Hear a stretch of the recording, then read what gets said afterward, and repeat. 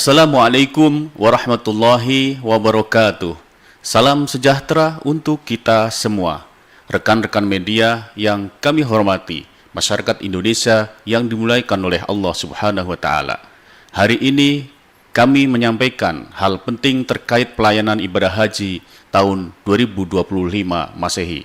Seperti kita tahu, mayoritas jemaah haji Indonesia mengambil manasik haji tamattu yang mewajibkan mereka melaksanakan dam atau hadyu, yaitu menyembelih hewan sebagai bagian dari rangkaian ibadah haji. Dengan mempertimbangkan aspek ketertiban, ketentuan syariah, dan kebermanfaatan secara sosial, Menteri Agama telah menetapkan Keputusan Menteri Agama nomor 437 tahun 2025 tentang pedoman tata kelola dam atau hadyu.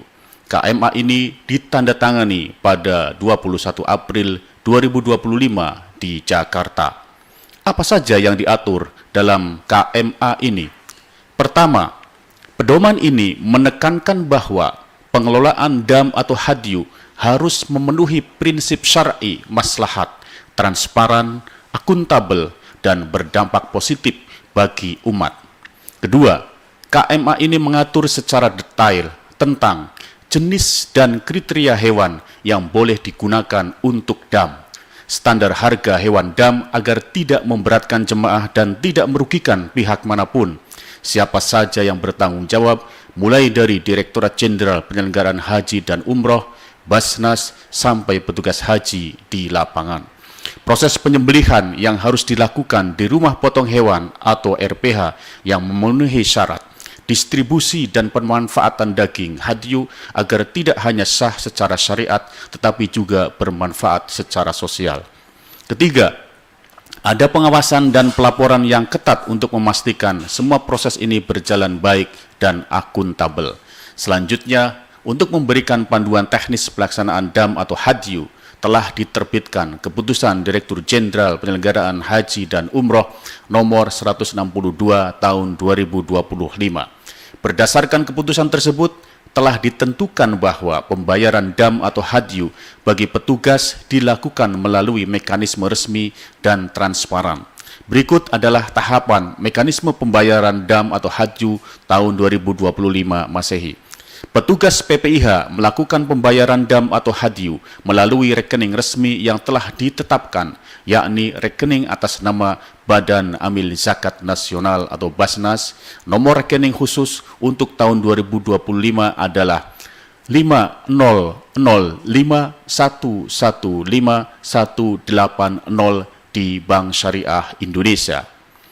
2. Setelah melakukan pembayaran, PPIH wajib menyampaikan bukti pembayaran tersebut kepada pihak Basnas. 3.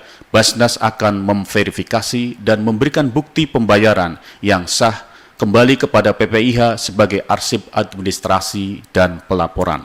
Keempat, selanjutnya, bidang pengumpulan dan penerimaan dam atau hadyu akan melakukan rekapitulasi atas seluruh pembayaran yang dilakukan oleh petugas. Rekapitulasi ini akan menjadi bagian dari pelaporan akuntabel pelaksanaan ibadah haji tahun ini. Basnas melakukan penyembelihan, pengolahan, pengemasan, dan pendistribusian dam. Adapun besaran nilai dam atau hadyu tahun 2025 telah ditetapkan sebesar 570 rial. Saya ulang, telah ditetapkan sebesar 570 rial Saudi atau senilai minimal Rp2.520.000. Mekanisme ini dirancang agar pelaksanaan dam atau hadyu bagi para petugas dapat berjalan tertib, akuntabel, dan sesuai dengan prinsip syariah. Kami mengimbau kepada seluruh petugas untuk mematuhi ketentuan ini, melakukan pembayaran hanya melalui rekening resmi, dan menyimpan bukti transaksi dengan baik.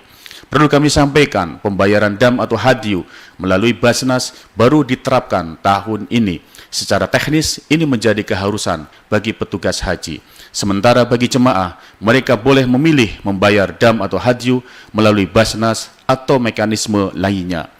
Rekan-rekan media yang kami hormati, Peraturan-peraturan ini adalah bagian dari komitmen pemerintah untuk terus memperbaiki tata kelola ibadah haji. Tujuannya jelas, memberikan pelayanan terbaik bagi jemaah dan petugas haji dengan memastikan bahwa setiap ibadah yang dilakukan sah secara agama dan tepat secara manajemen.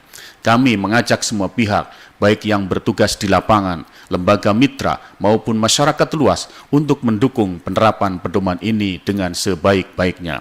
Demikian yang bisa kami sampaikan. Terima kasih atas perhatian dan dukungan rekan-rekan semua. Wallahul muwafiq ila aqwamit thoriq. Wassalamualaikum warahmatullahi wabarakatuh.